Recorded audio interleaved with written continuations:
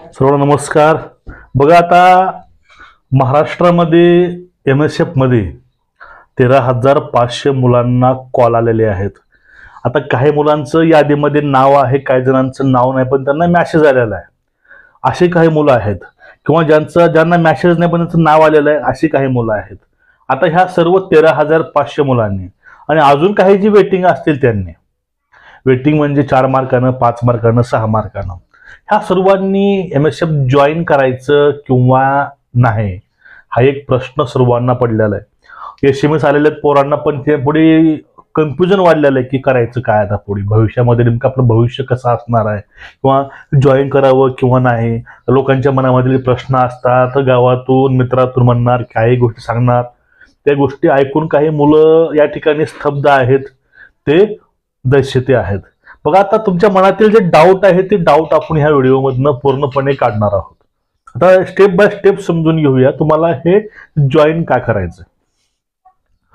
Point number 1, बघा, तुमचं वय संपत चाललंय, किंवा नेक्स्ट भरती कधी येईल, किंवा ह्या भरतीची प्रक्रिया कशी असेल हे भविष्य कुणालाच माहिती नाही. पण तुमच्याकडे एक नोकरी चालून आली, तुम्ही ती नोकरी सोडू नका, हा पहिला. आणि जर तुम्ही कंपनीमध्ये कुठे कामाला गेला तर तुम्हाला 8,000 12,000 पगार मिळते, आणि तेही सिव्हिल ड्रेसमध्ये. या ठिकाणी तुम्हाला वर्दी घालून पोलीस स्टेशन तुम्हाला काम सुद्धा करायला मिळते. तुम्हाला ड्युटी ही वर्दीची मिळणार आहे आणि पगार चांगला, आणि बाकी सर्व ज्या सुविधा असतात, दवाखान्याची असेल कुठल्याही असेल, त्या सर्व सुविधा ह्या लागू असतात. अर्जित रजा असेल, किंवा अपघाती रजा असेल, ESIची रजा असतील, ह्या सर्व काही गोष्टी आहेत, त्या सर्वच गोष्टी लागू आहेत. आणि स्टार्टिंगला 20,000 पगार तुम्हाला कटिंग होऊन येतो तुमच्या अकाउंटला. हा झाला मुद्दा पहिला. पुढला मुद्दा समजून घ्या.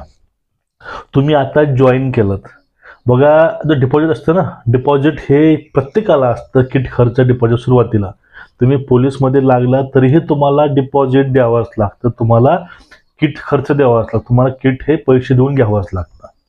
इथं सेम तसंच आहे. ट्रेनिंगला तुम्ही गेला, तुम्हाला किट, आपलं स्वतःचं किट तुम्हाला घ्यावं लागतं, पण इथं कसं आहे, तुम्हाला किटचे पैसे हे नंतर भेटतात. जेव्हा तुम्ही जॉईन करतात ना, तेव्हा तुम्हाला त्याचे पैसे हे नंतर भेटत असतात, महिन्याला. बघा, आता तुम्ही जर जॉईन केलं, तुम्ही जर ट्रेनिंगला गेलात, तुमचं त्या ठिकाणी 2 महिना तिथं फिजिकल असतं, तुमचं जे ट्रेनिंग असते, त्या ट्रेनिंगमध्ये तुमचं ग्राउंड तुम्ही वेल ट्रेन व्हाल. डाएट तुमचं व्यवस्थित होऊन जाईल, तुमचं ग्राउंड व्यवस्थित होऊन जाईल. त्याच पैशामध्ये तुमच्या इकडे ग्राउंड पण होतंय, तुमच्या इकडे नोकरी पण तुमची होते. समजलं का? म्हणजे एखादी अकॅडमी लावण्यापेक्षा किंवा बसून राहण्यापेक्षा, गावात तयारी करण्यापेक्षा हे कितीतरी पटीने चांगलं आहे.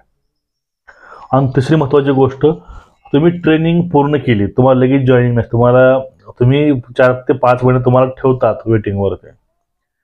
त्यावेळेस तुमची भरती होऊन जाते तेवढ्यामध्ये. तुम्ही तिकडे भरतीमध्ये लागलात, चांगलंच आहे, नाही लागलात, चांगलंच आहे. तिकडे तुम्ही लागलात, तुम्हाला तिकडे जॉईन करून घ्या, नाही लागला तिकडे जॉईन करून घ्या. समजून घ्या.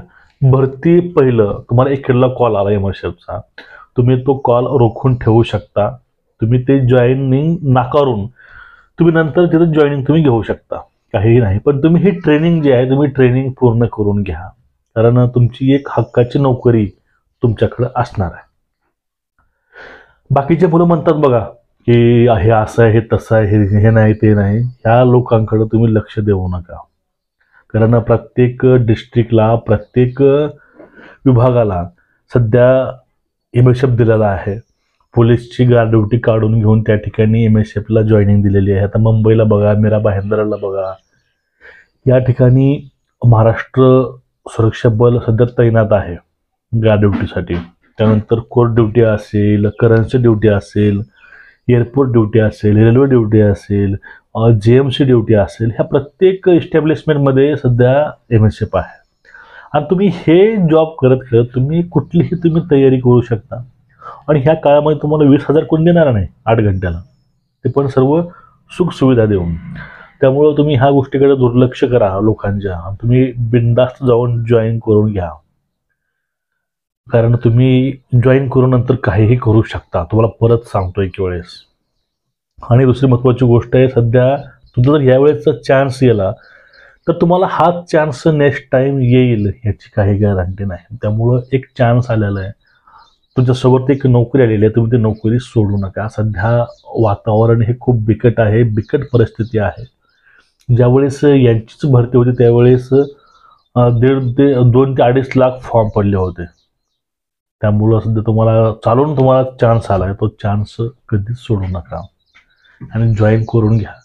जे काही बाकीचे पुढली प्रोसेस असते तुम्हाला प्रोसेस कळून जाईलच. तुम्हाला काही याविषयी अजून माहिती हवी असेल तर आपण पाठीमागे याविषयी व्हिडिओ केलते, जाऊन तुम्ही व्हिडिओ बघून घ्या मागचे जाऊन. त्यामुळे तुम्हाला मी सविस्तर माहिती सांगितलेली आहे. प्रत्येक स्टेपची, प्रत्येक मोमेंटची, प्रत्येक गोष्टीची MSCPCची माहिती मी पाठीमागे पोस्ट केलेली आहे. ठीक आहे. आणि जो हा व्हिडिओ आहे तुम्ही त्याच्या पोरापर्यंत शेअर करा, कारण त्यांना पण याविषयी माहिती योग्य मिळाली पाहिजे, नंतर फायदा यातनं व्हावा. आणि चॅनलला सबस्क्राईब करून ठेवा, बेल आयकॉन दाबून ठेवा. ठीक आहे.